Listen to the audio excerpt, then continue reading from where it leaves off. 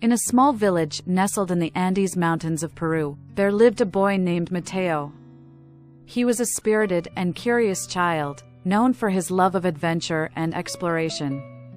Mateo's village was surrounded by towering peaks, lush forests, and ancient ruins, remnants of the mighty Inca civilization that once ruled the land.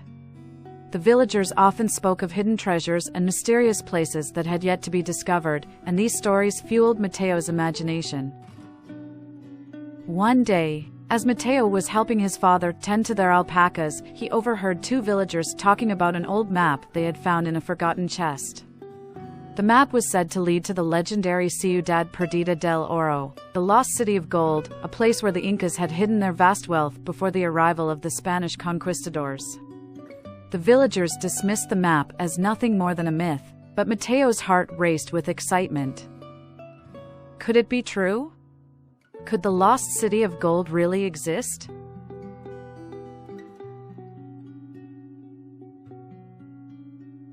That night, Mateo couldn't sleep. The thought of discovering the lost city of gold consumed his mind. He knew that if the map was real, it could change everything for his village. The wealth of the ancient Incas could be used to improve the lives of everyone in the community. Mateo decided then and there that he would find the lost city, no matter how dangerous the journey might be. The next morning, Mateo went to the old man who had found the map, Don Pedro. Don Pedro was a wise and kind villager who had always encouraged Mateo's curiosity. When Mateo asked to see the map, Don Pedro hesitated. "Mateo," he said, "the journey to the lost city of gold is fraught with danger. Many have tried to find it, but none have returned."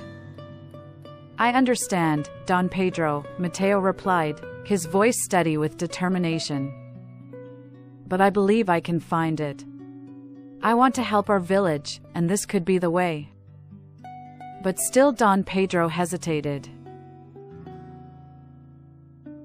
The day after, Mateo went to see Don Pedro and requested again. Don Pedro looked into Mateo's eyes and saw the determination that burned within him. With a sigh, he handed the map to Mateo. "Be careful, young one," he said. "The mountains are treacherous, and the jungle is filled with peril. Trust your instincts, and remember that the greatest treasure is not always gold." Mateo nodded, thanking Don Pedro for his trust.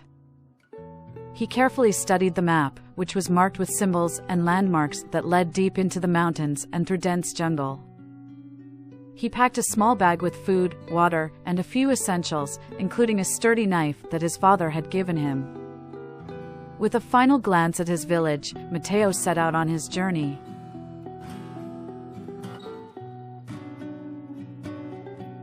The first part of the journey took Mateo high into the mountains. The air was thin and cold, and the path was steep and rocky. But Mateo was strong and agile, and he knew how to navigate the rugged terrain. As he climbed higher, he followed the map closely, looking for the landmarks that would guide him to the lost city.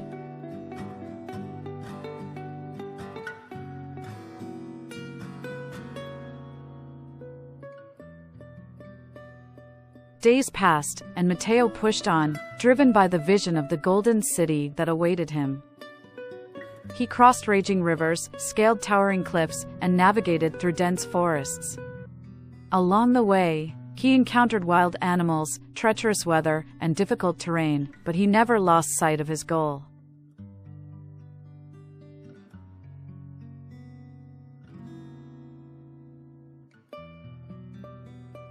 One evening, as the sun was setting, Mateo found himself standing at the edge of a dense jungle.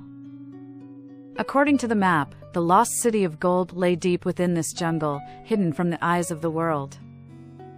Mateo hesitated for a moment, knowing that the jungle would be the most dangerous part of his journey. But he steeled himself and stepped into the thick undergrowth, determined to see his quest through to the end.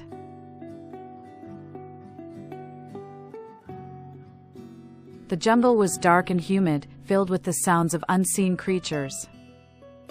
Mateo moved carefully, using his knife to cut through the thick vines and branches that blocked his path. The map showed that he needed to find a waterfall that would lead him to the entrance of the lost city. Mateo pressed on, guided by the sound of rushing water in the distance.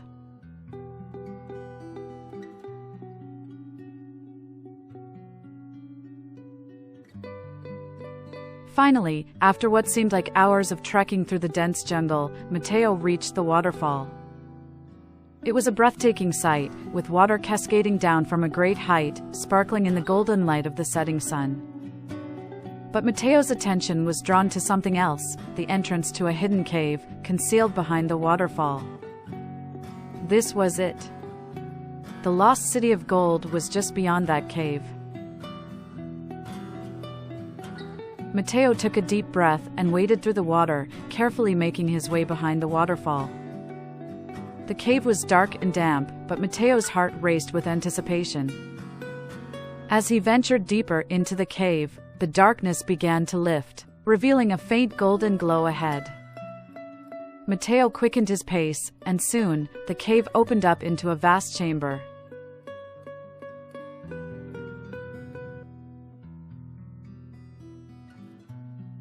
What Mateo saw took his breath away. The chamber was filled with gold. Golden statues, coins, jewelry, and artifacts of every kind.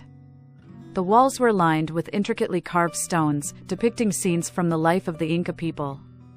But what caught Mateo's eye the most was a large, golden sun disk at the far end of the chamber, its rays casting a warm, golden light throughout the room.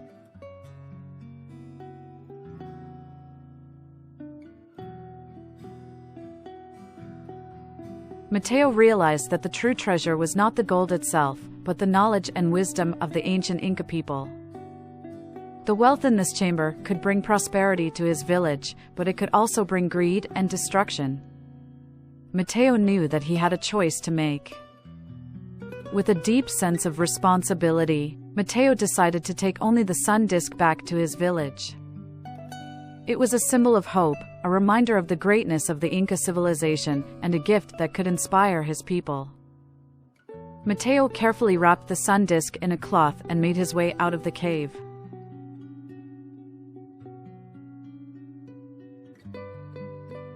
The journey back to the village was long and arduous, but Mateo felt a sense of peace and purpose.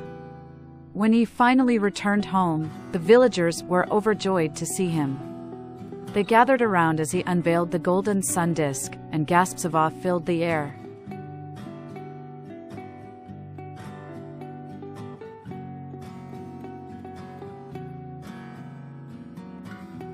Mateo told the villagers about his journey and the lost city of gold.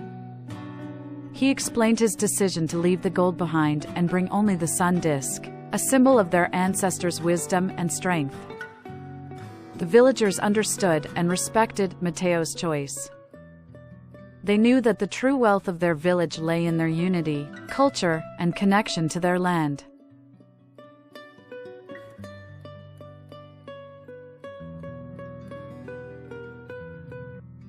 The golden sun disk was placed in a special place in the village, where it became a source of inspiration for all.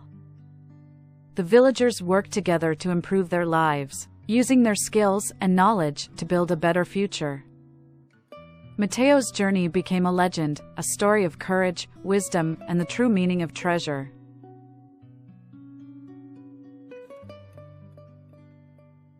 Moral of the story: true wealth is not found in material riches, but in the values we hold dear: wisdom, unity, and the strength of our community. When we choose to prioritize these over greed and selfishness, we create a lasting legacy that benefits everyone.